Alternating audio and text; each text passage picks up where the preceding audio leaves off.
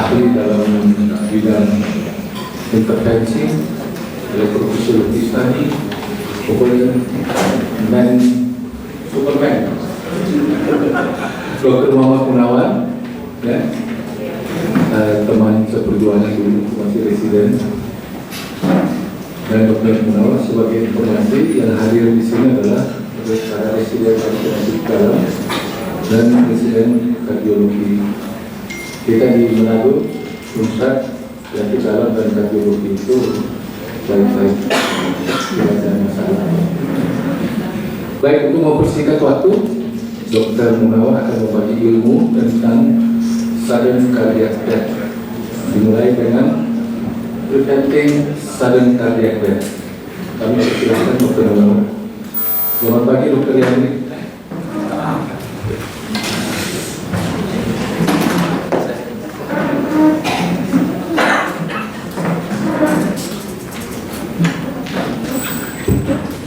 Terima kasih Prof. Regi.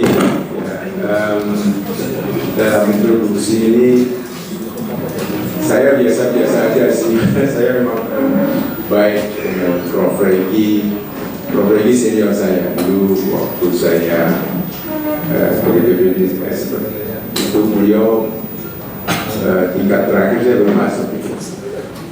Jadi saya banyak belajar juga dengan Prof. Regi. Seperti yang Anda ketahui bahwa saya datang sini sebenarnya bukan yang pertama. Saya kesini tahun 78. Dulu harapan kita ini sebagai Bapak asuh rumah sakit Kandal ini sebagai anak asuh. Nah, saya selalu ada beberapa tim bedah dan kardiologi untuk datang ke sini. Jadi saya pasang ke dulu waktu masih pakai many years ago, tahun 96, 91, 98 terakhir saya kesini pas kerusuhan. Habis itu udah gak ada hubungan lagi, baru sekarang ada hubungan lagi sama. Jadi saya sudah pensiun, kemudian saya ingin berbagi mengenai pengalaman saya yang sudah puluhan tahun barangkali sini mengenai masalah intervensi maupun elektrofisiologi. Jadi saya sebenarnya saya dilahirkan sebagai elektrofisiolog. Jadi sebagai orang yang menekuni dalam bidang aritmia dulu tahun. Jadi saya selesai tahun 89, kemudian direkrut. Jadi mau diapain? Memang di sini aja itu apa? Itu aritmia. Aritmia waktu itu nggak ada orang yang mau karena katanya sulit kalau kita belum tahu. Jadi kalau Anda sudah tahu, sudah mudah. Yang kedua, nggak ada duitnya. Ya makanya waktu itu semua kasih kodal aja, kodal sudah ada. Jadi nggak ada, apalagi intervensi nggak ada. Jadi saya yang membuka mengenai aritmia ini. Kenapa waktu itu bisa ke intervensi? Karena memang kondisi pada waktu itu intervensi juga berubah. Jadi kita bekerja bukan berdasarkan menjadi master kita, tapi must do. Jadi harus apa ini masalah dan sebagainya. Namun demikian tetap saja bahwa kita masih tinggal jauh dengan para teman-teman kita di jurnal. Ini saya cerita aja ya, jadi bukan ya ini adalah sebagai yang umum, nggak boleh unek-unek saya, pengalaman saya. Kenapa kok kita sama orang-orang Singapura kalah migrasi? Memang secara umum barangkali juga nanti barangkali dalam dua slide pertama saya singgung. Jadi orang tidak melihat Indonesia ini. Jadi barangkali ada beberapa hal yang mesti, masa kita begitu besar kalah sama Singapura sih? Masa iya sih orang Singapura atau Malaysia lebih pada kita? Kata Prof. dulu Malaysia itu belajar sama kita, tapi sekarang kita belajar sana. Ya, sebenarnya sih mana yang kalau kita speed up, kita dengan strong willing, barangkali bisa saja. Karena itu di dalam pembukaan ini kita bicara mengenai bagaimana strong willing kita pacu. Saya datang ke sini untuk mengajar PNP kemarin sebagian dari saudara-saudara besar media. Sebenarnya sudah sih kayak pertanyaan ini easy gitu, transact masuk, let's go, buka. Nah, ada satu yang diklaim oleh Lancet tahun lalu. Barangkali Anda nanti bisa baca di Lancet tahun 2016 pada bulan Juni. Pada prinsipnya isinya, kenapa Indonesia begitu besar, ekonominya maju luar biasa. Ya, kita sekarang termasuk 20G. 20G itu tanda bahwa kita kemampuan kita sudah nomor 20, paling tidak nomor 20 di negara ini. Kemampuan finansial, tetapi publikasi kita masih sedikit. Kalau Anda lihat di sini, Indonesian voice in medicine science is 2 point. Terlalu nggak ada, padahal ekonomi kita sudah maju, penduduknya bonus demokrasi kita sudah maju, tapi 2 point. Ya, tahun 57 sudah ada publikasi ilmiah. Tapi kita sekarang itu kalau dihitung-hitung itu nomor 160 di dalam saintifik. It's time now that voice was heard di Indonesia. Jadi ini yang mendorong, maksudnya bahwa Lancet itu, kenapa sih kalian kok diam aja gitu? Pertumbuhan kalian cukup bagus. Dan saya mencoba untuk beberapa slide kedua barangkali bisa menjawab kenapa itu terjadi. Ada 2 hal di dalam dokter itu sebagai pilihan. Kita, saudara-saudara saya, dokter Prof. Regi, dokter Yandri, dokter. Tetapi kita disibukkan oleh cuma mencari duit. Nah, itu sebenarnya kalau pilihan kita sebenarnya the help to the sick people. Barangkali kalau yang PPDS yang pernah jumpa saya itu istilah itu selalu teringat, help to the sick people. Ada 2 hal dalam dokter ini, satu profesionalism dan yang kedua dalam sekali supaya terdengar gaung kita ini terdengar. Ya, saya hanya mengajak kepada saudara-saudara untuk bagaimana supaya ke depan ini kita jangan disepelekan lagi di Singapura, Malaysia dan sebagainya. Profesionalism itu terutama di dalam, kalau sekarang luar biasa. Kadang-kadang kalau saya dengar dari teman-teman yang di sini barangkali ada rumah sakit universitas. Jadi di situ rumah sakit universitas di situ, nggak perlu IP misalkan. Padahal IP itu harus mulai dikenal sama dokter-dokter yang baru mau lulus. Kalau orang mau lulus saja. Di Australia memang bukan satu compulsory untuk belajar IP, artinya bukan, tapi dia bisa memilih. Ada satu pilihan, dan kalau di situ nggak ada, berarti nggak ada kesempatan untuk belajar. Nah, masalahnya training center kita termasuk spesialis itu kita belum mulai, kita baru mulai aja, mulai dengan advanced fellowship training. Ya, Dr. Yandri, advanced fellowship trainingnya ada di hadapan kita. Nah, sekarang model kita masih 1 tahun. Di Eropa, di Amerika 2 tahun. Ya. Nah, kita masih kurang sekali. Kalau itu kita sudah mulai tahun 70-an atau 80-an atau 90-an, barangkali kita sudah melesat jauh sekali. Tapi karena hambatannya karena sistem kita ini fee for service. Fee for service itu imbalan jasa. Di dalam undang-undang praktek kedokteran nomor 33 tahun 1951 coba terbalik-balik, itu hak dokter adalah mendapat imbalan jasa. Ini suatu privilege yang luar biasa. Hak mendapat imbalan jasa luar biasa.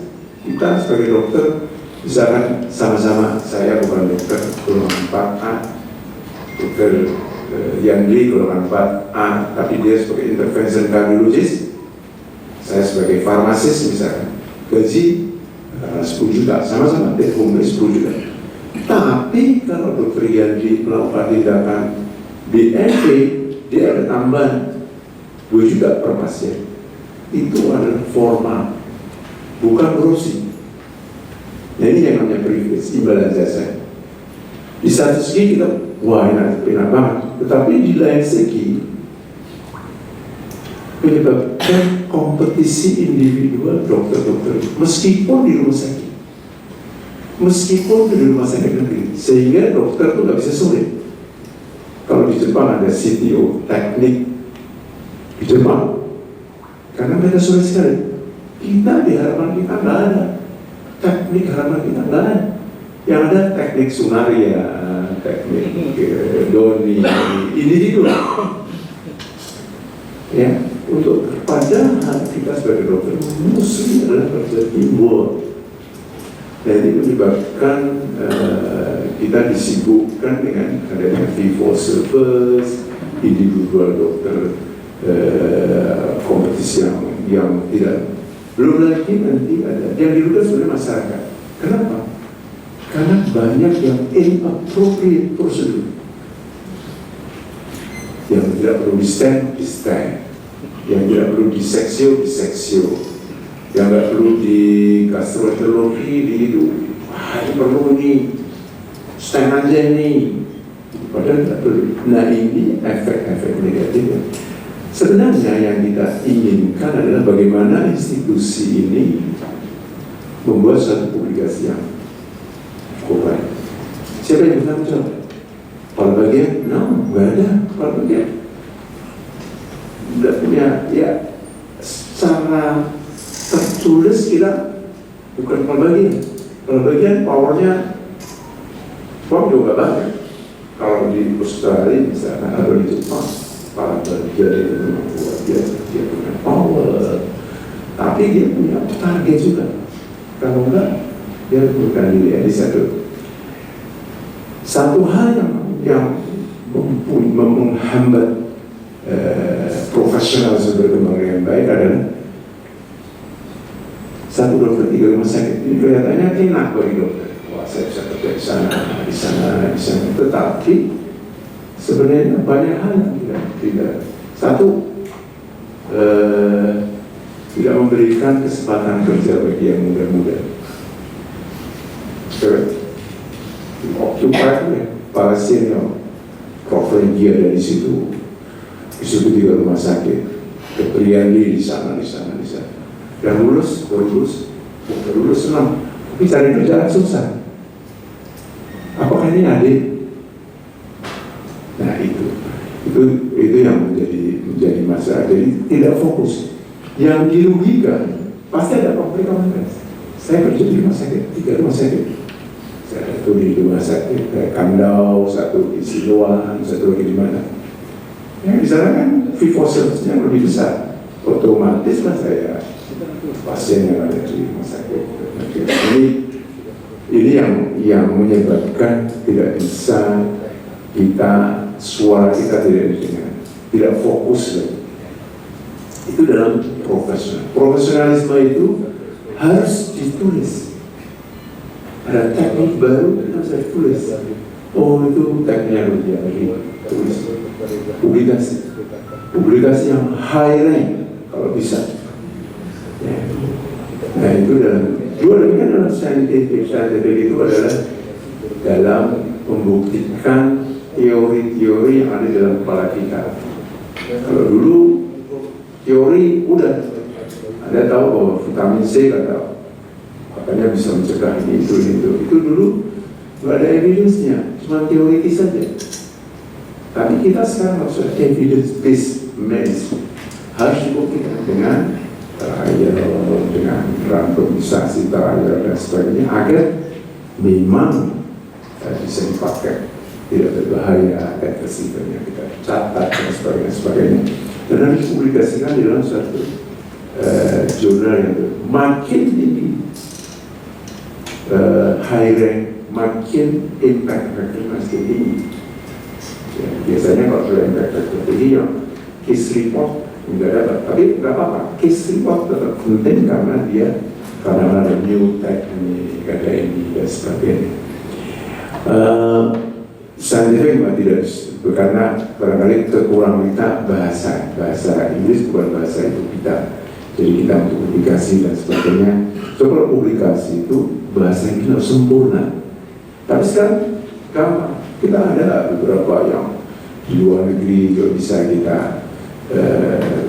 di edit, jadi walaupun dengan bayar sedikit, tapi bisa, nggak ada masalah.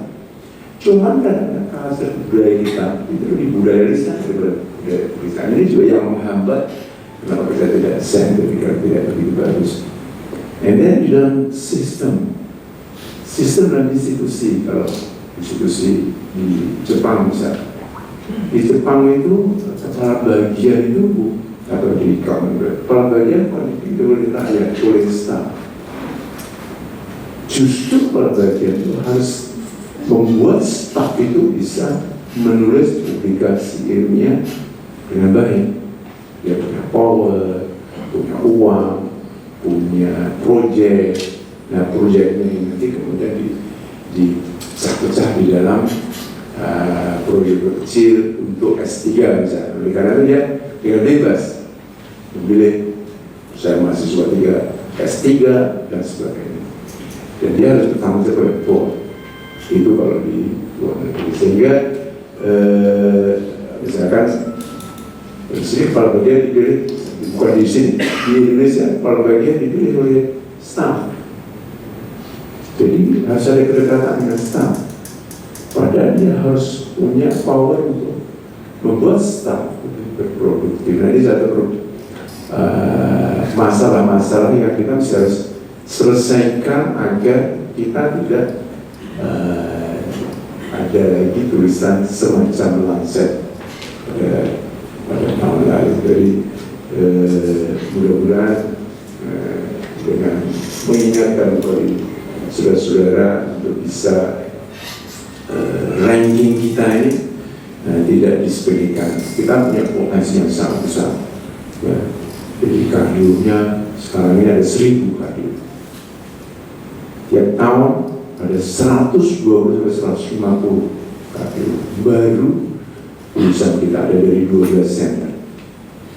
Dan itu membuat kita pada satu sisi punya potensi yang besar. Tapi kalau kita tidak atur oleh society kita, pemerintah kita, nanti kita tetap akan dilecehkan seperti tulisan di dalam Lancet. Ini adalah pembukaan biasa yang mengesankan DFT. Barangkali ada yang bertanya mengenai ini. Kita prihatin sekali bahwa saya bukan produktif sekali itu, tapi ada pengalaman.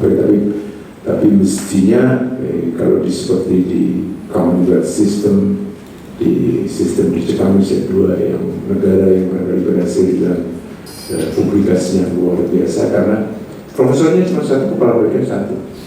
Kalau di Jepang, di Australia, di UK, di Commonwealth System.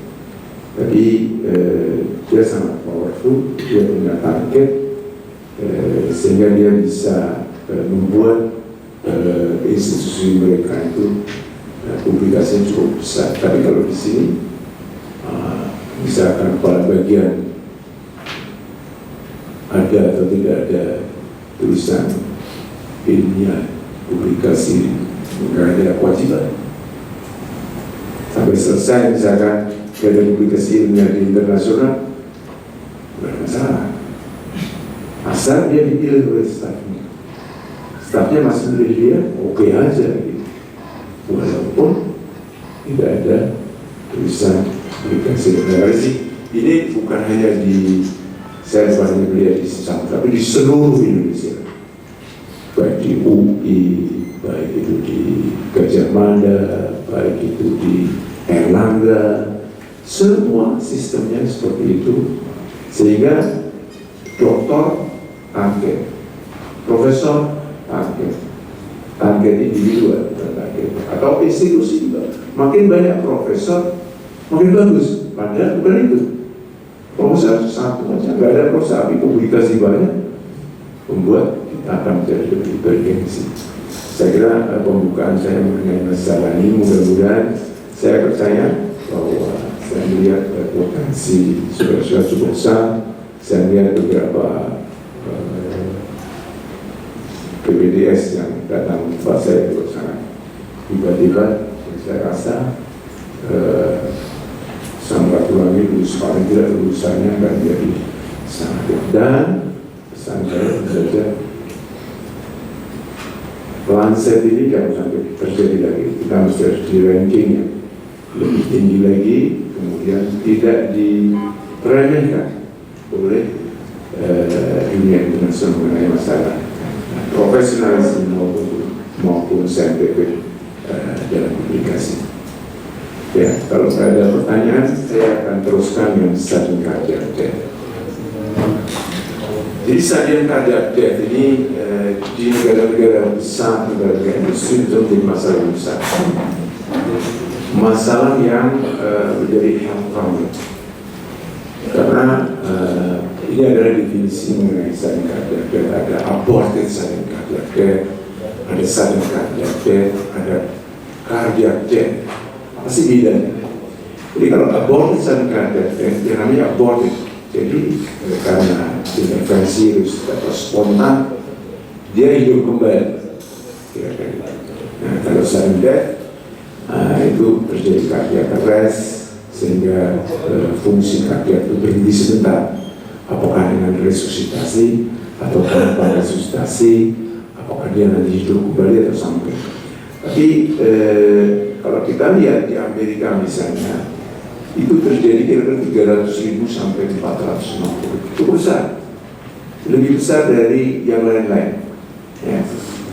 Nah, kenapa lebih besar? Tadi itu angkanya nggak pernah turun berpuluh tahun. Kenapa? Karena sudden cardiac death ini 80% terjadi di luar rumah sakit. Dan kalau terjadi, kalau Anda lihat ada change survival, kalau nggak dia apa-apain 10 menit, pasien meninggal, pasien VN, dan sebagainya. 10 menit Anda dalam laporan frustasi, kalau yang tidak defibrillator, ada A, B, C, D, D-nya defibrillator, pasien mati. Jalan, ya, ibu kita, suaminya, Prof. Tinggi, rumah sakitnya dekat saja, dia. Tapi ke rumah sakitnya gak ada apa-apanya, meninggal.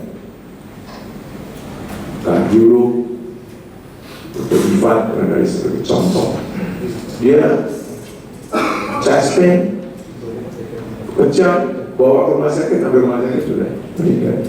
Tanda bahwa memang 80% itu out of hospital. Karena itu di Amerika tentu saja ada upaya-upaya bagaimana menurunkan sudden cardiac death dengan misalkan basic cardiac life support.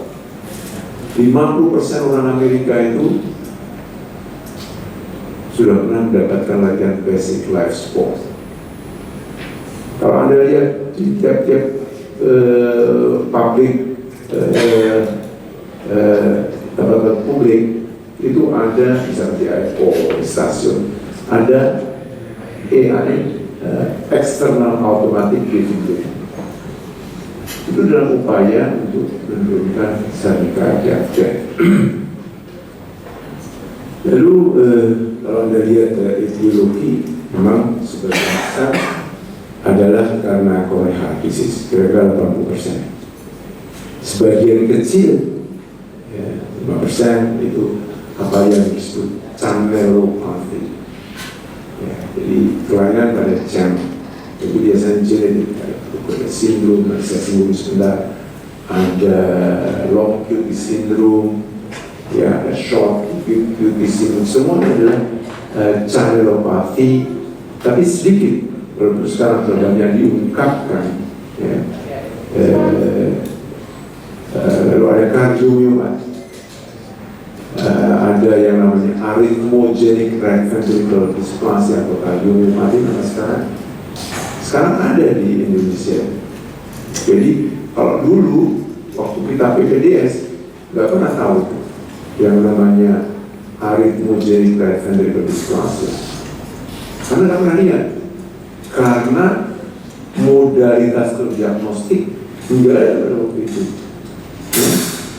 Nah, sekarang yang ada MRI, Anda bisa lihat secara, kita bisa lihat nanti barangkali kita lihat beberapa contoh-contoh.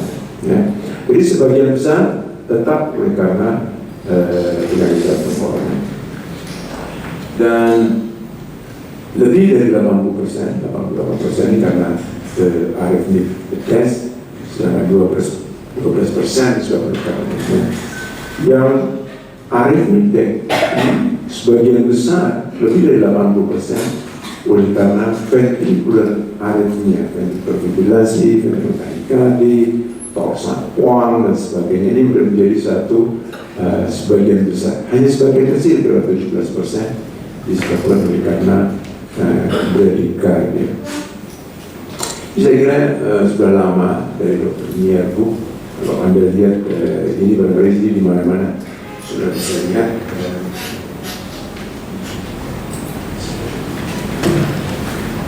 Ya, sebenarnya ini adalah insiden saling kardiak pada populasi umum yang di atas ini, tapi ini adalah populasi yang khusus. Sedangkan umum kecil, tetapi jumlahnya besar, 300 sampai 450 ini di Amerika. Tapi kalau kita lebih spesifik lagi pada pasien-pasien dengan ejection fraction kurang dari 35%, maka 20%, hampir 20% itu sering kardiak death dalam tiap tahun. Tapi kalau jumlahnya secara umum tentu saja tidak bisa dibanding dengan jumlah. Ini kira-kira cara membacanya seperti itu. Jadi pada pasien dengan ada infark, kemudian ejection fraction rendah, ada documented ventricular tachycardia, lebih dari 30% pasien-pasien itu ada sesaran kardiak. Oleh karena itu, pada pasien seperti begini, kita harus memberikan perhatian yang khusus. Misalkan keluarganya harus dianjurkan untuk ikut sesaran kardiak, basic cardiac life support. Dengan basic life cardiac support, dia akan diperpanjang tidak 10 menit lagi.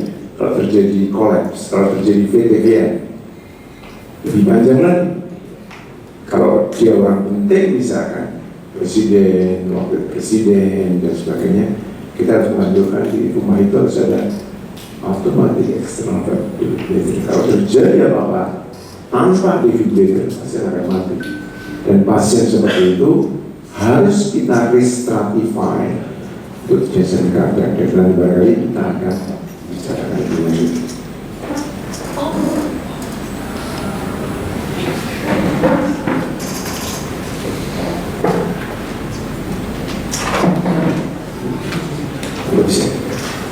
Oh ya, oke.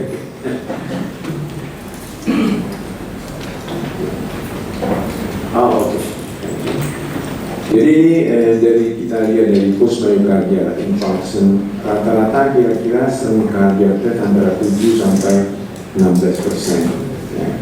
Jadi kalau kita lihat di dalam literatur, kemudian trial ini trial yang benar-benar sudah lama. Jadi pada waktu saya masih BPJS, niat medis dan sebagainya, ini tahun 96-an, Anda lihat bahwa sering kardiak antara 7 sampai 16%, tapi total mortality kira-kira antara 20 sampai 30%. Dan mode of action dari ini juga harus kita tahu bahwa makin nihanya makin tinggi, makin berat, sering kardiak death-nya makin kecil, tapi bagi yang LIHA 2 sering kardiak death-nya itu juga makin besar. Ini adalah prediktor, jadi pasien-pasien yang ejection rate-nya baik, yang tidak ada VPC, ini penelitian beberapa puluh tahun yang lalu, dan sekarang masih relevan saya kira sih. Jadi orang-orang dengan ejection fraction ejection fraction yang jelek dan ada PVC, maka dia survivornya juga tinggi. Oleh karena pada tahun itu kalau ada anggapan kalau kita bisa menekan VPC, kita akan meningkatkan survival. Ada namanya CAS study, Cardiac Arrhythmia Suppression Trial. Nah itu yang mengubah paradigma. Ternyata VS ditekan, ya, tapi mortalitas semakin tinggi karena ada proarrhythmia. Oleh karena itu VS kita sebagai marker saja, bukan sebagai kausa. Tapi ejection fraction itu sebagai prediktor yang sampai sekarang merupakan yang prediktor yang besar. Oleh karena itu di dalam restratifikasi pasien-pasien dengan post myocardial infarction itu ada banyak yang sampai sekarang masih kita pakai, ada left ventricle ejection fraction. Jadi kalau rendah dia ada risk untuk sering cardiac death. Oleh karena itu walaupun tidak ada VES, walaupun tidak ada dokumented VT dan sebagainya, merupakan paling kalau di bawah 30%, di bawah 35%. Dia indikasi pertama, indikasi kelas 1 untuk dipasang ICD. Ya, saya tidak secara rinci akan berikan kuliah dengan ICD. Tapi ICD ini ada satu alat. Sudah pernah dokter yang dipasang di sini? Belum. Isi sebenarnya, dan itu mestinya isi kalau kita sudah tahu, kalau belum tahu susah, itu memang saya gitu. Jadi ada dalam prevensi sanitarian itu ada dua macam, primary prevention dan secondary prevention. Kalau primary prevention itu nggak ada sebelumnya, nggak ada dokumented VT/VF segala macam, bukan aborted sudden cardiac death. Tetapi untuk mencegah sudden cardiac death kita pasang ICD. Nah orang-orang post myocardial infarction ini dengan ejection fraction rendah sudah boleh. Yang itu kira-kira 30. Kalau pasien post myocardial infarction ada ejection fraction rendah, dia sudden cardiac death-nya kira-kira 30%. Jadi kalau kita punya ayah, punya ibu, post infarct, jadi dia sudden cardiac death. Oleh karena itu kita, kalau dia presiden, kita pasang ICD. Ya. Lalu yang kedua, restratifikasinya IP study. IP study barangkali yang pernah berprestasi di Binawalia udah lihat bagaimana caranya menginduksi VT atau VF. Kalau terinduksi, nah orang-orang itu adalah ada potensi untuk terjadi cardiac death. Late potential heart rate variability, heart rate turbulence, barangkali kita singgung sedikit. QT dispersion barangkali gampang, kita bisa lihat dispersi QT, perbedaan QT, T-wave alternatif saya kira. Nah, mengenai late potential itu apa sih? Sebenarnya kalau kita late potential itu, ini sebenarnya sudah lama, konsep yang lama. Ini adalah EKG. Kenapa dinamakan late potential? Late potential itu ada di daerah di sini. Dia low kok, nggak bisa dilihat dengan EKG biasa. Jadi biasanya di sini. Bagaimana caranya untuk bisa melihat apa itu terjadi? Karena itu ada satu slow conduction, ada scar tissue di daerah itu, di daerah left ventricle, sehingga ada slow conduction. Akibatnya di sini harus ada satu potensi yang very low voltage, tapi high frequency. Dan bagaimana melihatnya? Kita melihat dengan diamplifikasi, dibesarkan beberapa kali, beberapa puluh kali. Akibatnya kalau kita besarkan mungkin terjadi banyak artefak. Oleh karena itu kita angkat untuk QRS kompleks ada 40, ada 2 itu harus mampu template-nya kita. Kalau template-nya kita signal sebagai signal, dia tetap ada. Tapi kalau artefak terjadi secara random. Maka kalau kita average, dia akan hilang atau menjadi minimal. Oleh karena itu, lead potential ini sangat sering juga disebut sebagai signal averaging ECG. Pernah baca? Nah, itu adalah lead potential. Jadi lead potential karena dia terjadi ada di akhir dari ESP. Dan karena dia low potential, high frequency, maka diamplifikasi, dilakukan averaging, ditangkap banyak. Kemudian setelah itu kita oleh Simpson juga dilakukan lead potential. Bukan ini adalah orthogonal system X, Y, Z dimensi, dan ini dikuadratkan, diakarkan, tambah masing-masing, kemudian diakarkan. Akibatnya apa? Gambarannya itu kalau diakarkan, yang negatif ini menjadi positif, yang negatif menjadi positif, sehingga gambarannya itu seperti itu. Nggak ada yang negatif. Kenapa gambaran lead potential ini semua ke atas? Jadi kenapa dinamakan lead potential? Kenapa dinamakan signal averaging? Dan kalau Anda lihat, sebenarnya yang kita lihat dari sini, dari low potential. Kalau yang normal tadi, maka nggak ada. Sini nggak ada. Tapi kalau kita ada yang signal seperti ini, baru kita katakan ada di potensial yang positif.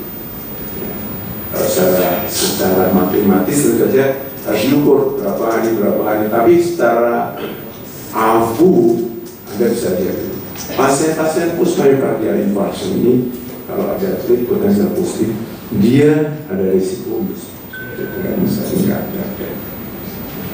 Kemudian apa yang namanya heart rate variability? Heart rate variability ini sebenarnya sudah ditemukan sudah lama ini, tahun 80, Kleiger dan sebagainya. Jadi orang-orang postmyocardial infarction itu kalau dilihat RR intervalnya ini tanpa melihat VS, itu orang-orang yang sangat reguler itu justru tidak menguntungkan karena simpatetik tinggi. Jadi orang-orang yang sangat reguler, kita dulu kalau sinus regular, sinus rhythm, sebenarnya yang nggak bagus. Sinus aritmia itu variasinya banyak. Itu justru para orang-orang muda, anak-anak itu banyak sinus aritmia. Justru yang bagus. Nah, orang-orang yang mereka melakukan yang dinamakan standar deviasi. Jadi diukur RR-nya, kalau standar deviasinya kecil, bahwa pasien itu sangat reguler, justru mortalitasnya tinggi.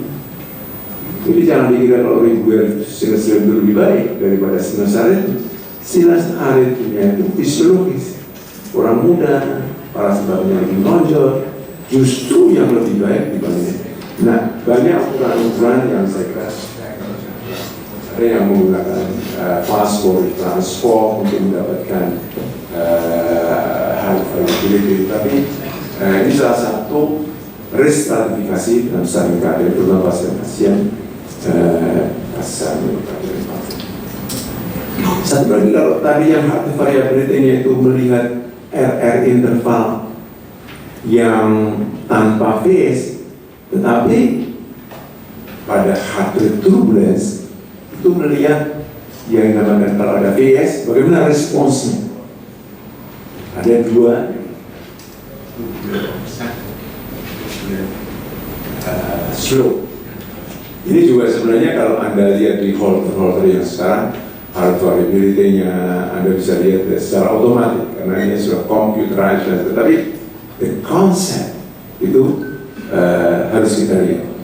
Yang heart rate turbulence biasanya ada PS, PS langsung ada RR depannya. Jadi sesudah pause kompensator, dan kita lihat dari sebenarnya perbedaan antara sebelum ada PS dan sesudah. Kemudian kita lihat slope-nya. Jadi dia akan pelan-pelan RR-nya kembali menjadi nol. Slope-nya makin tinggi, slope makin bagus. Ya, ini adalah konsep dasar dari heart rate turbulence. Jadi kalau dia seperti itu, jadi turbulensinya itu sebelum dan sesudah sama saja, slope-nya mendatar, ini yang justru yang mau. Ya. Justru yang seperti ini ada slope-nya lebih bagus, ada perbedaan antara sebelum dan sesudahnya. Ini adalah yang lebih bagus, yang prognosisnya lebih besar, cardiac rate-nya lebih sedikit. Ini sedikit mengenai turbulence, heart rate turbulence dan heart rate variability. Di dalam Holter yang baru, mesin baru, ini semua ada secara otomatis. T-wave alternance juga satu yang nggak bisa diukur, nggak bisa dilihat, karena dia perubahan-perubahan heart rate ini akan menyebabkan perubahan-perubahan gelombang T secara mikroform. Dan ini secara komputer bisa dilihat, dan dalam penelitian kita bisa dan untuk mendapatkannya juga bisa dengan fast food transform, ya, ini gambarnya, kemudian dilihat dan fast food transform dihasil dari spectral analysis T-wave alternance yang juga sebagai prediktor ini membuktikan bahwa T-wave alternance sebenarnya lebih baik dibanding dengan Ipista. Saya mengenai yang sedikit itu tadi mengenai sudden cardiac death pada penyakit jantung koroner. Sekarang ARVD, ARVC yang dulu saya kira nggak ada di Indonesia, ternyata sekarang banyak. Karena kalau Anda lihat, sebenarnya terjadi perubahan secara genetik, adanya fibrofatty di dalam otot, terutama di daerah-daerah right ventricle. Sebagian besar itu pun ada dalam right ventricle, sebagian besar ada di right ventricle outflow tract. Jadi kalau Anda lihat echo, barangkali kalau sudah berat baru kelihatan. Tapi dengan MRI, cardiac MRI, Anda bisa lihat seperti gambar.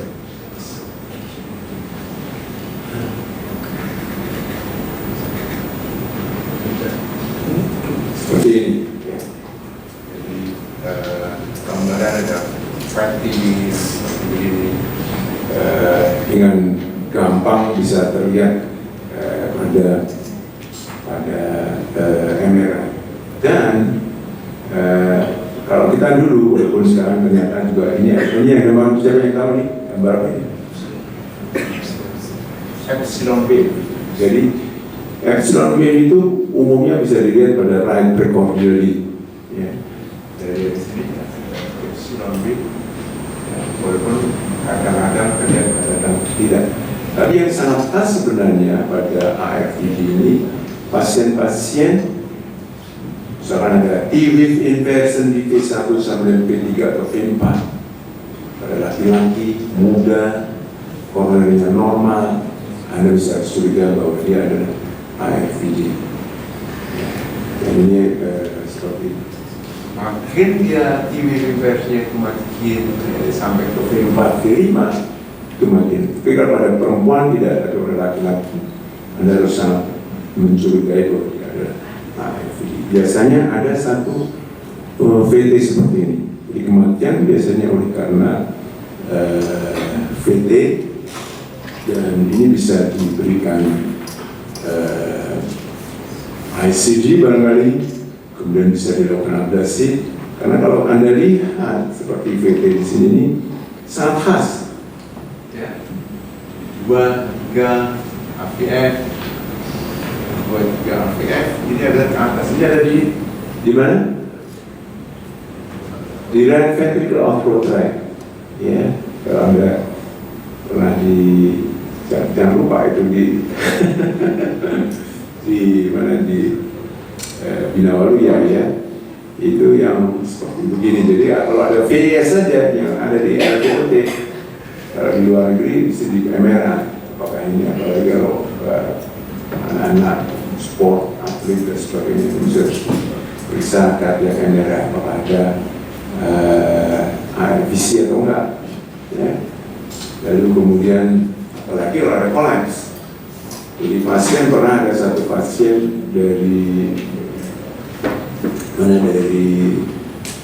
Kalimantan Timur sana dikirim ke kami dengan adanya kolaps, ternyata PT. Kemudian kita kardia MRI, ternyata dia adalah ARVC ini. Jadi ARVC sudah ada di Indonesia. Lalu kita pasang ICD. Tapi ternyata dia sering, harus kita ablasi. Nah, pasien-pasien begini karena kita hanya paliatif saja, tentu saja dia masih ada ancaman, terutama dia kadang progresivitas cukup tinggi. Nah, ketika dia pada awalnya mungkin dilahirkan di prostat, kemudian melebar ke right ventricle, kalau dia sudah mulai ke left ventricle, jadi perubahan fattingnya, fibrofattingnya sudah sampai ke left ventricle, biasanya ini sangat ganas dan mortalitasnya menjadi sangat tinggi. Ya. Jadi kalau tanpa terapi 3%, kalau 1% dengan terapi biasa biasanya dengan beta blocker, tapi mestinya harus pakai ICD. Kalau terjadi electrical storm, ya ICD lebih menembak terus, nah, baru kita lakukan ablasi. Ini adalah treatment ARVC. Ya. ARVC ini kira-kira ada 1 dalam 5.000 pasien, 5.000 penduduk. Jadi kalau saya percaya di Manado ini mestinya juga ada. Hanya mungkin tidak terjadi karena memang agak jarang. Ya. Ini juga ada restratifikasi, tapi saya kira sih kita teruskan saja. Ya. Lalu saya kira yang lain adalah hypertrophic cardiomyopathy. Ini juga satu ancaman yang bisa mengakibatkan. Ini lebih sering lagi, tidak 1 dalam 5.000, tapi 1 dalam 500. 1 dalam 500. Kemudian ini juga ada karena gampang terjadinya sehingga stroke juga banyak, ya. Sudden cardiac death karena kolaps PTVF juga banyak, ya. Dan risk stratifikasinya terutama kalau post wall-nya itu sangat tebal, ya. Ada documented as VT, sustained VT, ada syncope, ya. Kalau exercise justru turun, blood pressure-nya itu juga salah satu stratifikasi untuk sehingga pasien-pasien yang risk factor-nya tadi ada 5 risk factor. Kalau risk factor-nya lebih dari 2 atau 3, mestinya risiko semakin besar dan perlu dipasang ICD. Dalam pengalaman selama 25 tahun sebagai elektrofisiologis, saya kira saya hanya masang mungkin 2 pasien, ya. Karena sangat tebal sekali, ya, dengan risk factor-nya lebih dari 2. Ini adalah, saya kira, Brugada syndrome. Brugada syndrome di sini sudah pernah ada, dokternya. Pernah ditemukan nggak di mana? Jadi Brugada syndrome itu sebagian besar itu sebenarnya asimptomatik. Jadi kalau Anda sudah pernah lihat sekali saja, ini yang sangat klasik. Begitu Anda melihat saja, pasti udah tahu ini ada ini Brugada syndrome. Tapi apakah Brugada syndrome harus pasang ICD? Karena banyak asimptomatik Brugada. Ya, jadi dulu pada awal-awal saya pasang, karena kita takut kalau misalkan biasa. Tapi Tapi ternyata udah kita pasang sampai 2 kali saya ganti, nggak pernah shock. Oleh karena itu setelah kita baca-baca ternyata memang ada perubahan-perubahan paradigma. Jadi asimptomatik Brugada ini kita hanya observasi aja. Biasanya kematian dari Brugada ini kalau tidur, ya, saya masih ingat itu teman kita anestesi gitu ya kita. Itu dia sebenarnya itu kan. Jadi meninggal tahun 2004 kalau masih umur 53-54 begitu. Beliau ini beliau agak-agak introvert. Jadi mengenai masalah kesehatan dia itu nggak pernah.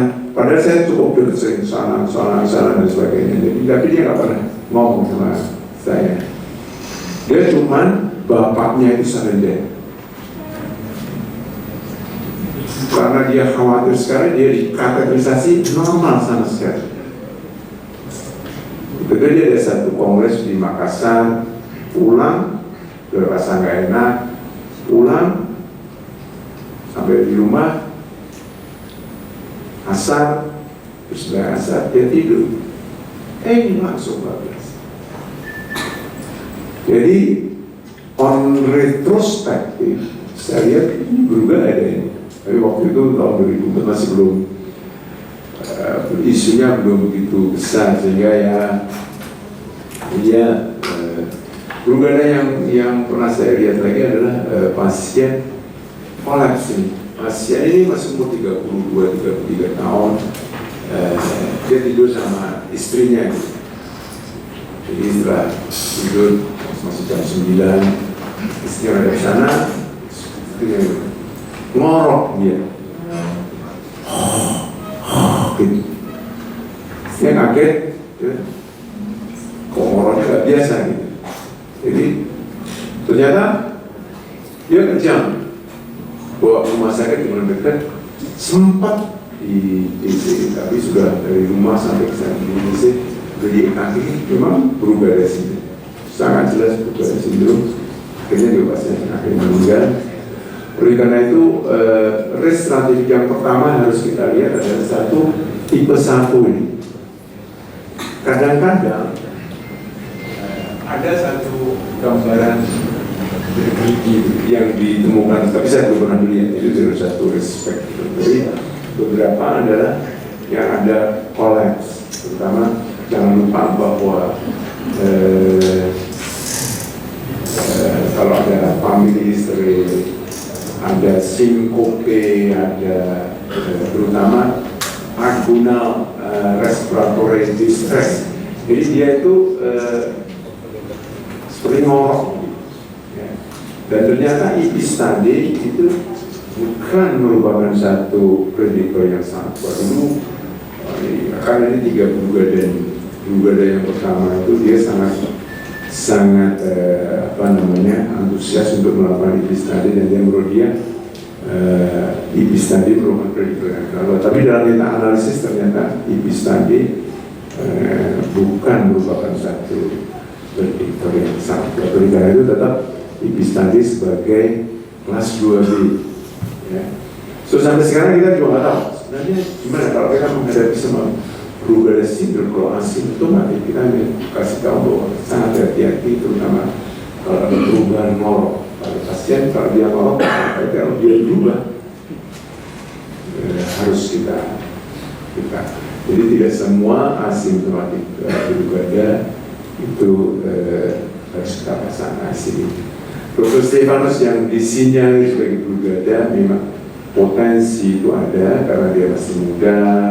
Saya nggak tahu meninggalnya karena tidur atau tidak tidur, kemungkinan memang Brugada. Ada satu di Thailand Utara, itu memang biasanya memang laki-laki muda 30-40 tahun yang sudah makan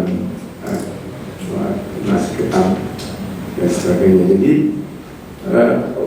kepercayaan di sana itu kalau malam yang laki-laki pakai baju perempuan, supaya nggak dicabut nyawanya, tapi ya itu kan jadi supaya dewa mencabut nyawanya itu ini perempuan ya, jadi deh gitu. Nah, itu di daerah-daerah yang utara itu memang banyak sekali. Saya kira biasa itu aja. Jadi mengenai satu, mengingatkan kita semua, bukan hanya Anda tapi saya juga, bagaimana supaya sinyalemen dari Lancet itu berakhir di tahun itu juga. Kita akan bangkit kembali dengan adanya BPJS seperti kalian yang punya potensi yang sangat besar ya, dengan perubahan-perubahan sistem tentu saja yang menguntungkan kita bersama, yang membuka cakrawala baru sehingga penelitian, publikasi akan dimana. Kemudian standar KPK ini satu hal yang bagi pasien mungkin lebih enak karena dia sebentar aja nggak ada sakit, tiba-tiba meninggal. Tapi yang ditinggalkan nanti yang susah. Pemasangan ICD juga masih menjadi tidak semua center belum. Tapi saya percaya di Samratulangi di Rumah Sakit Kando ini tidak terlalu lama akan dipasang ICD. ICD senang karena gampang. Si artis sedikit lebih susah. Barangkali itu saja yang bisa saya sampaikan. Terima kasih. Kalau ada pertanyaan apa saja boleh ditanya. Kalau ada yang mau bertanya, silakan. Lalu persilakan. Bebas. Hanya sebagai banyaknya. Ada sebagian kardiologi. Tadi ada sedikit tentang peran di prevention pada pasien-pasien yang untuk pemasangan ICD yang diduga untuk bisa jadi ICD. Bagaimana dengan kondisi pasien yang hipertrofi kardiomyopati? Karena ini sebenarnya familial disease dan dia autosomal dominan. Dengan di beberapa literatur dikatakan rasio untuk diturunkannya sekitar 20-25%. Kalau pasiennya misalnya punya anak, ya taruhlah 3 atau 4, apakah semuanya harus dilakukan pemasangan ICD? Ya, jadi yang namanya primary prevention ini terutama ditujukan kepada PJK, post myocardial infarction, pada pasien-pasien yang kecenderungan sakit kardiak, tetapi tidak ada documented VTVF. Nah, itu kita sebagai primary prevention sakit kardiak pada pasien yang jadi terutama post myocardial infarction. Kalau pada mandate trial ini evidence-nya pada mandate trial mandate 1 itu dengan memasang ICD pada pasien seperti itu bisa menurunkan mortalitas 31%. Untuk secondary prevention, jadi pasien post myocardial infarction ada dokumen VTVF, itu kita bisa menurunkan lebih dari 50%. Jadi mau sangat besar manfaatnya. Tapi Anda harus lihat bahwa it is benefit memakai ICD. Tetapi ICD bukan tanpa cacat. Jadi kalau pasien-pasien yang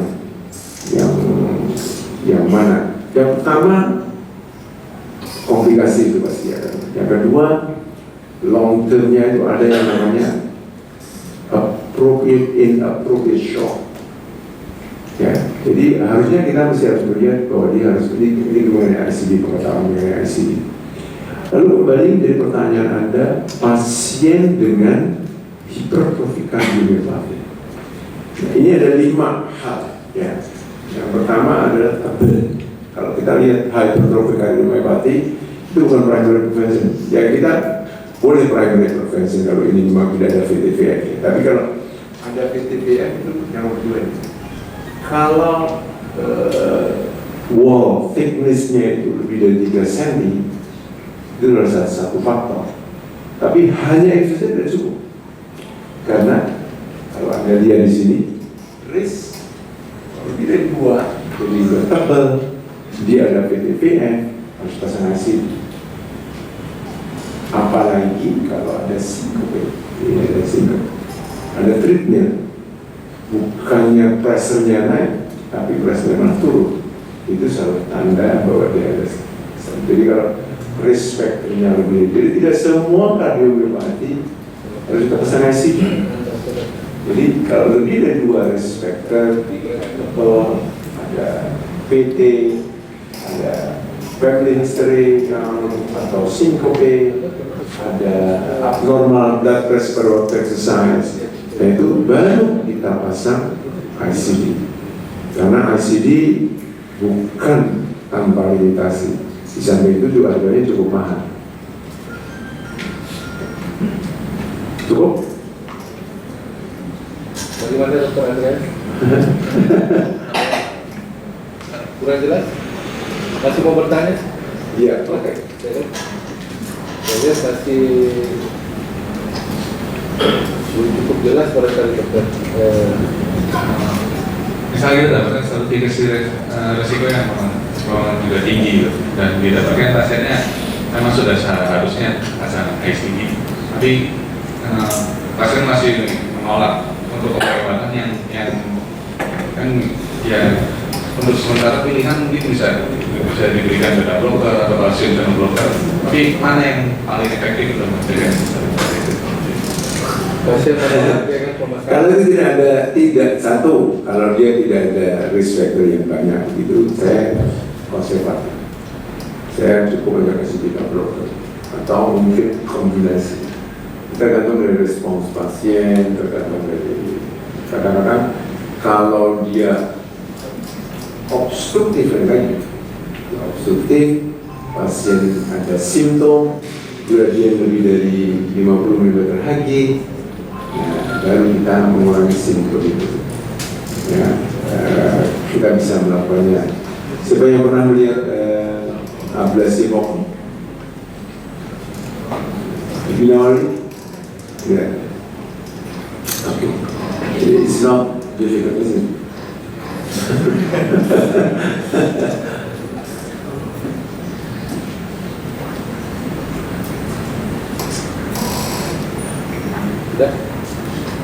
So di dalam kardiologi so many things. Dulu waktu kita sekolah kayaknya perkembangan dalam 25 tahun, 20 tahun terakhir ini memang luar biasa ya.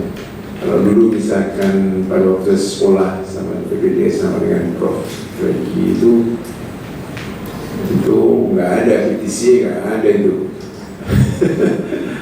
Kalau merawat infak 1 bulan, sekarang infak begitu masuk, besok lusa udah pulang. Back to normal life. Jadi memang perubahan paradigmanya sangat luar biasa. Dulu nggak ada, zaman dulu pacemaker sama Prof. Franky itu berbeda sama kardio. Sekarang pilihan dia bisa melakukan pasang pacemaker. So now this is small thing. Dulu bayar luar biasa. Oke. Baik, masih ada lagi?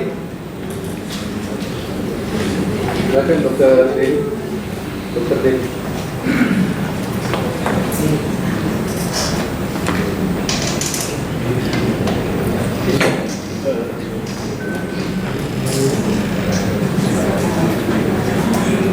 Saya dengar, nggak usah pakai itu. Yang mau saya tanyakan, bagaimana kita tahu bahwa pemasangan ICD itu sukses?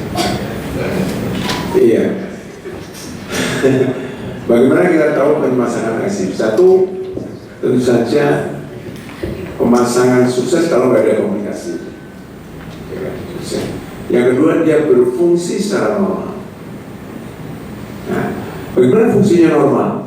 Satu, kalau dia bisa men-sense, kan namanya ICD itu bagaimana kalau dia ICD-nya adalah implantable cardioverter defibrillator. Dia harus bisa men-sense VT. Kalau ada VT, bukan VT. Ya. Jadi kalau dia bisa, oh ini VT, ini bukan VT, ini VT, bukan VT. Kalau dia bisa mengenali itu dengan baik, berarti berfungsi dengan baik. Dan bagaimana caranya?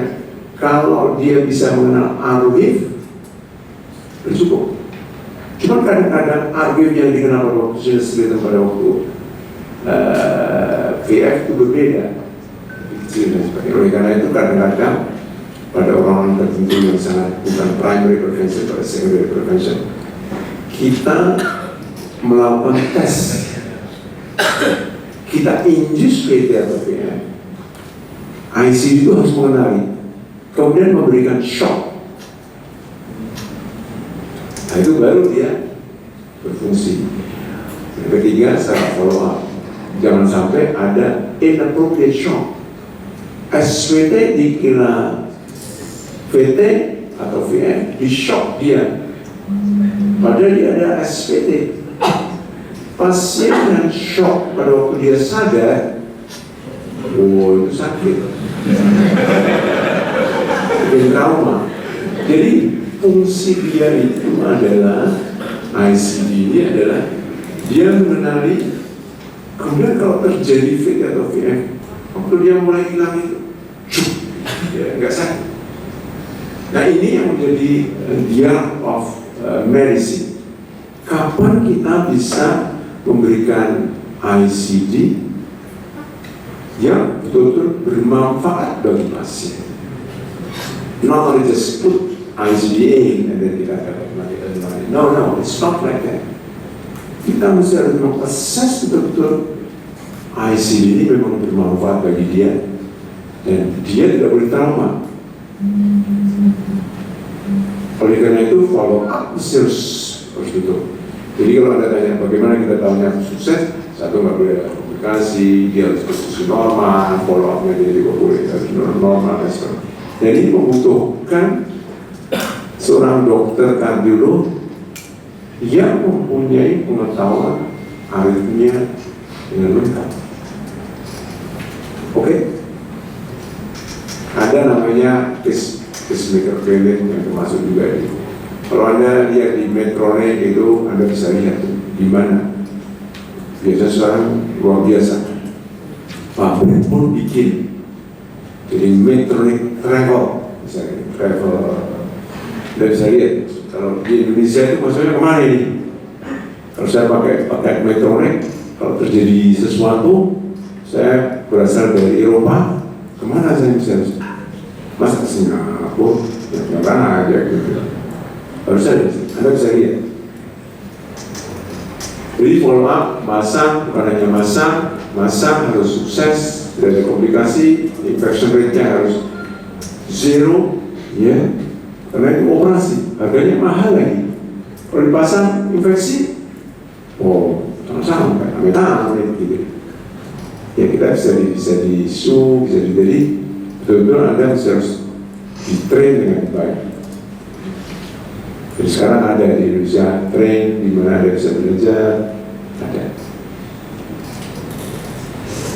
Ya, sudah terlebih dahulu ya? Belum, oke, nanti Anda bisa lihat. Mudah-mudahan Anda sempat melihat bagaimana masang ICD. Baik, mengingat waktu. Apa tuh? Dokter yang dibilang masih boleh.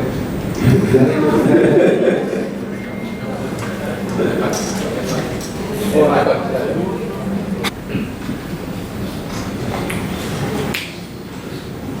Selamat pagi, Dr. Uno. Saya Dr. Andi dari Intermado. Saya mau nanya, Dok, kami kan dari Intermado sering menangani pasien yang dengan sepsis, dan beberapa kali kita sering melihat pada pasien dengan septic ataupun dengan septic shock itu kan sering terjadi mengalami AF. Nah, kita mau bertanya penanganan yang sebaiknya kalau pada dengan septic atau dengan septic shock ini dengan AF itu sebaiknya dengan kardioversi dengan farmako atau langsung dilakukan DFP. Makasih. Iya, oke. Jadi AF ini memang satu penyakit yang lagi in. Ya, AF lagi in. Sangkadekta yang sebagian kecil, AF itu lebih health burden-nya besar karena dia stroke burden yang sangat luar biasa, dan itu dalam akhir tahun 90-an itu orang baru benar-benar mengenai masalah AF ini. Pertama ini kan seperti dari hubungannya dengan sepsis. Ketenangan umum dari AF ini adalah satu, dia rate control dulu. Jadi kalau dia heart rate-nya tinggi, baru kita mesti harus pakai rate control. Kita nggak usah terlalu karena sepsis dia baru sebelumnya nggak ada lalu timbul AF, itu jangan langsung kasih powder. Kita cukup hanya obat sederhana saja supaya rate kontrolnya lebih. Kalau itu memang ada hubungannya dengan baik, tentu saja sepsis dihilangkan, kita mengharapkan dia akan hilang. Kalau itu memang ada kausalitasnya. Kalau itu sebagai satu trigger saja, dan sebelumnya memang ada hal-hal yang menyebabkan atrial fibrillasi, misalkan ada secondary atrial fibrillasi karena spotline atau karena lone AF yang sudah mulai menetapkan sepsis sebagai trigger, nah itu baru kita berpikir apa yang harus kita lakukan. Karena selain AF ini mekanisme banyak, ya, ada substrate, ada segala macam. Tapi AF ini juga bisa menyebabkan AF juga. Ada istilah yang namanya yang sangat terkenal di elektrofisiologi ini, barangkali awal tahun 2000-an itu AF biggest AF. Tahun 97 tepatnya AF biggest AF. Jadi ternyata AF ini kalau kita biarkan dia nanti akan menyebabkan AF yang kemudian akan menjadi persisten dan lama-lama menjadi permanen. Ada perubahan-perubahan elektrofisiologi yang namanya elektrofisiologi remodeling, kemudian structural remodeling dan sebagainya. Tapi sekali lagi hubungan itu rate control sangat penting. Anda bisa menggunakan digitalis, Anda bisa menggunakan blocker dan sebagainya. Nah, kalau sepsisnya teratasi dan tetap menjadi AF, baru kita pikirkan untuk rhythm control, apakah dengan obat, apakah dengan secara intervensi. Nah itu bisa kita pikirkan. Intervensi sekarang juga luar biasa dengan ablasi. Saya kira Dr. Benny Setiadi kita kirimkan ke Cina, ke suatu rumah sakit yang besar, Tuwai Hospital. Mudah-mudahan dia nanti akan datang, akan membawa nuansa baru sehingga di laboratorium ini lebih baik. Saya percaya itu karena potensi Dr. Benny cukup bagus, dan kalau didukung oleh para senior saya kira akan menjadi pusat dari penyiaran.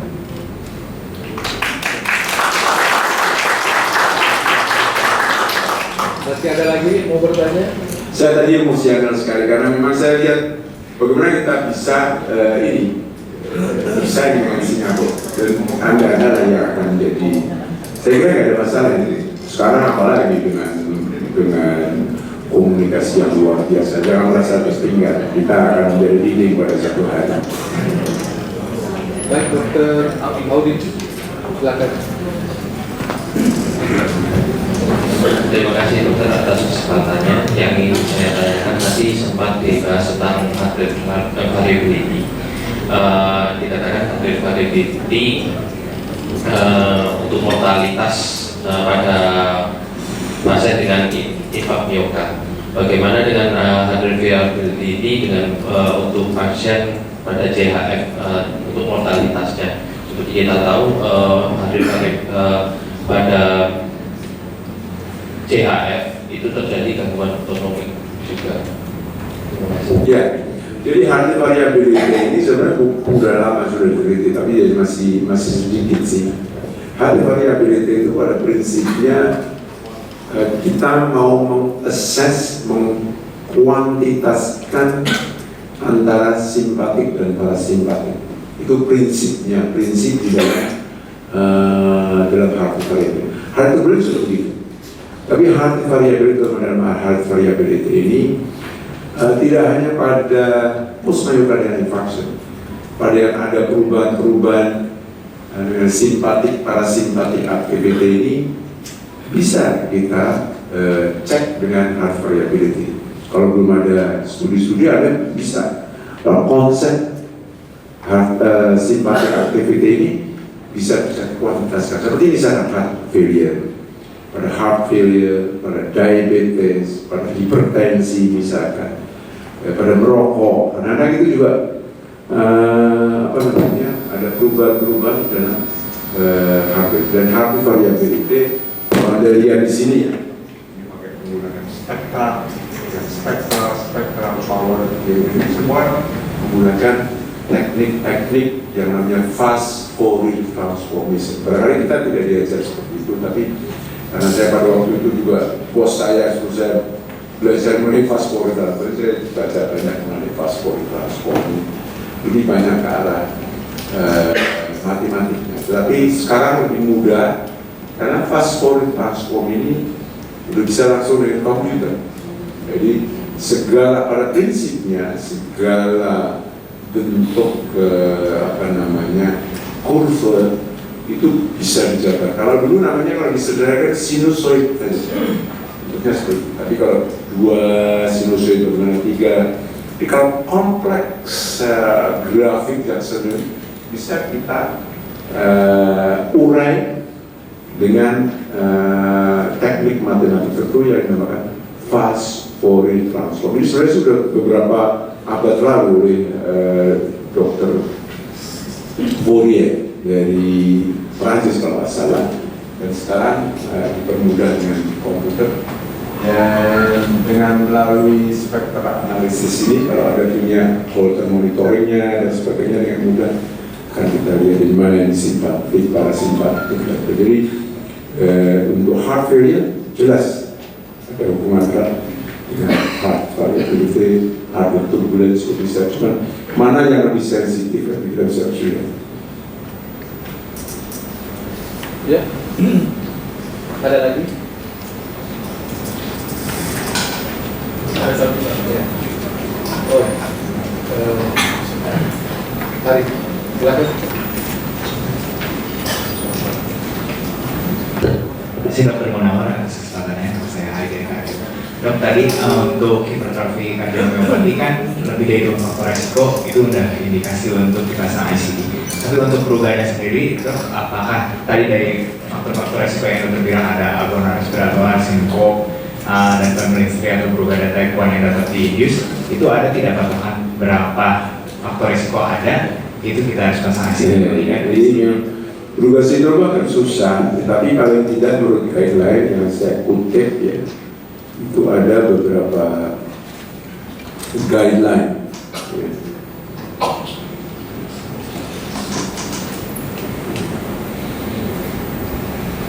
Ya.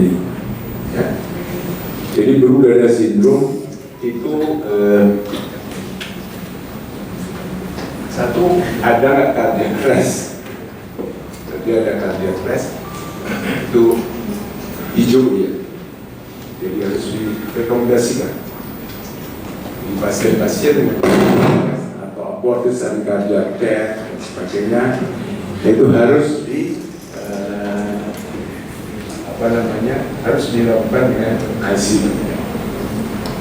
Kalau no, baru kemudian ada spontaneous type 1 ECG dari type 1 ECG and history of syncope judged by caused by ventricular arrhythmia. Jadi kalau ada bukti bahwa dia itu memang sinkope oleh karena cardiac arrhythmia, sinkope banyak sebabnya. Kalau sinkope saja enggak, tapi sinkope yang dugaannya memang cardiac arrhythmia, baru ini pakai kelas 2 IC can be used to, ini kuning ya 2A.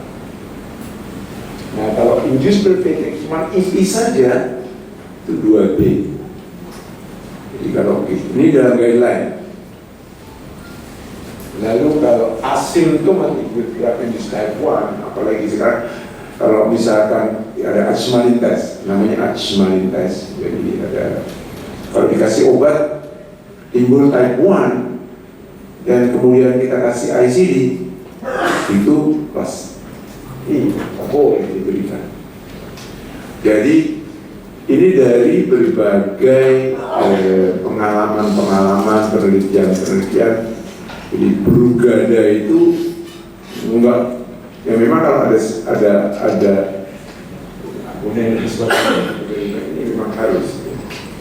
Jadi asimptomatik nggak usah diapa-apain, observasi Anda Brugada, nggak usah khawatir. Sudah kawin belum? Kalau ada apa namanya akun respiratory ini harus jangan harus dikasih pada hari sih keluarganya harus dikasih pelatihan untuk STIS ya. Kalau menurut saya sih, tapi nggak perlu dipaksakan sih karena SCB sendiri is not safe now betul. Kita mesti ada belum lagi nanti ada trombosis kadang-kadang ya ada superior vena cava syndrome, ada macam-macam. So we have to be careful to put ICDA in every asymptomatic Brugada. Jadi Brugada ini memang jadi satu orang udah tahu semua, apalagi dengan adanya kematian Dr. Stefanus yang belum tentu Brugada. Tapi orang kemudian tidak, tapi belum tentu. Kita masih harus kaget. Oke, saya kira saya bisa terjadi. Baik, sesi tanya jawab ini kami tutup karena ada acara berikut lagi yang akan dilakukan oleh Dr. Gunawan. Dengan ini kami dari bagian kardiologi dan bagian penyakit dalam divisi melalui divisi mengucapkan banyak terima kasih kepada Dr. Gunawan, Dr.